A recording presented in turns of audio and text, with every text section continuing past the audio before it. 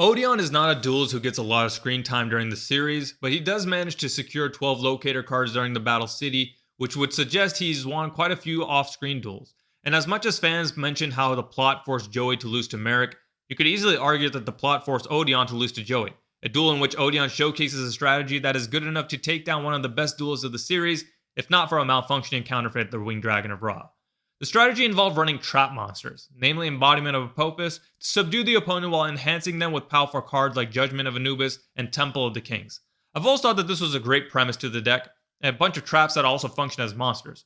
But with traps having long fallen out of favor due to the speed of the game, we have to really put our minds to the test to come up with something that was suitable for the current game.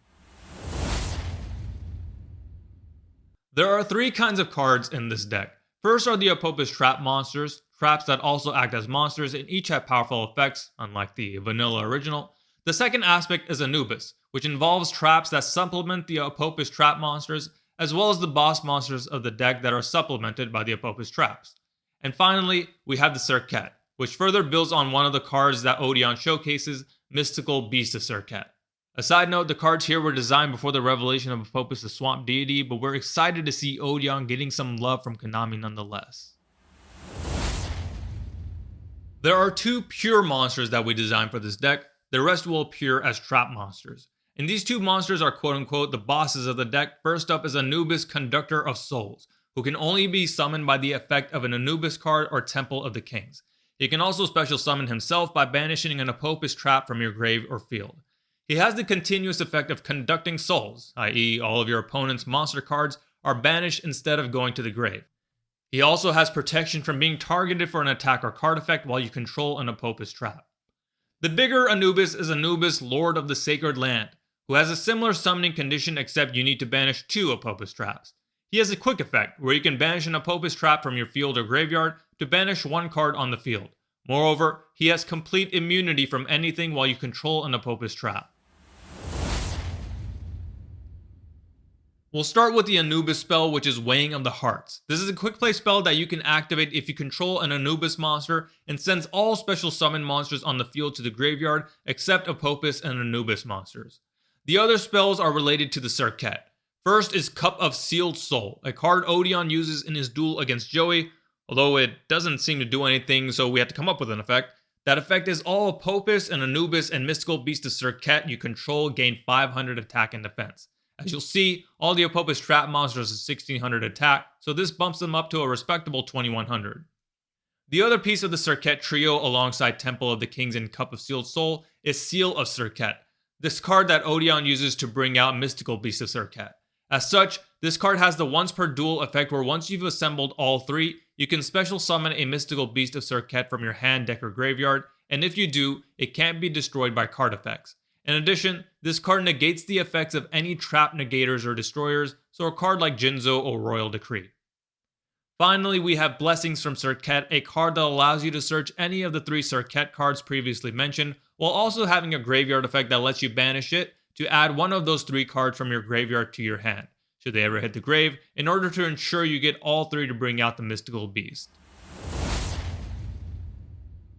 Alright, now we get into the meat of the deck, all the fun traps that are making traps great again. We'll go through the Apophis trap monsters first. Starting with Spirit, this card on summon can take an Apophis trap in your graveyard and either add it to your hand or set it to your field, and if you set it, it can be activated that same turn. His other effect is when he's destroyed while summoned as a monster, he lets you do the same except take an Apophis trap from your deck instead, although in this case it can't be activated the turn it was set unless you have an effect that allows you to do so. Of course, you can't grab another copy of Spirit of Apophis with his effect. Next up is Sword of Apophis, who has the effect of when summoned, you can pop a card on each side of the field except Sword of the Apophis, and if he's destroyed while summoned as a monster, you can target a card on the field and pop it. Next we have Chaos of Apophis, who on summon can banish a card from your opponent's graveyard, and if he's destroyed while summoned, you can banish a card from your field except Chaos of Apophis, then one from your opponent's.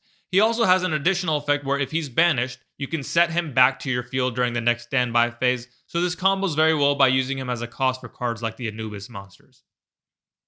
Finally, we have the Hand Trap monster, which is very deserving of that classification, Hand of Apophis. This card's first effect activates in hand when your opponent activates a monster effect. You can discard an Apophis or Anubis card and summon him to negate that monster effect and destroy it. And if he's destroyed while summoned as a monster, you get to discard a random card from your opponent's hand. Of note, this is the one trap monster that can't be activated from the field. So those are the 4 main monsters of the deck. Now we have the supporting traps. First up is Appointment with Anubis, which allows you to add an Anubis card from your deck to your hand. Then, you can add one from your graveyard to your hand except another appointment, and it has to be a different one from the one you added from your deck. So in addition to fetching the bosses, you can also use this to get the next 3 cards that we'll show, starting with Hidden Traps of Anubis. This is a great card for the deck that allows you to set an Apophis trap from your deck and activate it that same turn, basically functioning as a wild card for any of the Apophis traps you want in a given situation. It also has a graveyard effect where you can banish this to target one of your Apophis trap monsters on the field and set it, so you can reuse its effect later on or protect it from something. Given the variety of on-summon effects like the Apophis trap monsters have, this card not only gets a trap monster, but it can also revive a monster from the grave, destroy a card on the field, or banish a card from your opponent's graveyard. Next is Wrath of Anubis. This is a card that activates when an Apophis trap monster you control is destroyed by an attacking monster. This allows you to avenge it by summoning an Anubis monster from your hand or deck, then you get to pop a card on the field. It also has a graveyard effect where you can banish it to activate one Apophis trap the turn that you've set it for that turn. And finally, we have Final Judgment of Anubis, which is a bit closer to the anime effect. It activates when your opponent activates an effect that will get rid of an Apophis trap you control. You discard one card to negate and banish that card, then banish all monsters your opponent controls and inflict damage to them equal to half the total attack of all the monsters that they lost.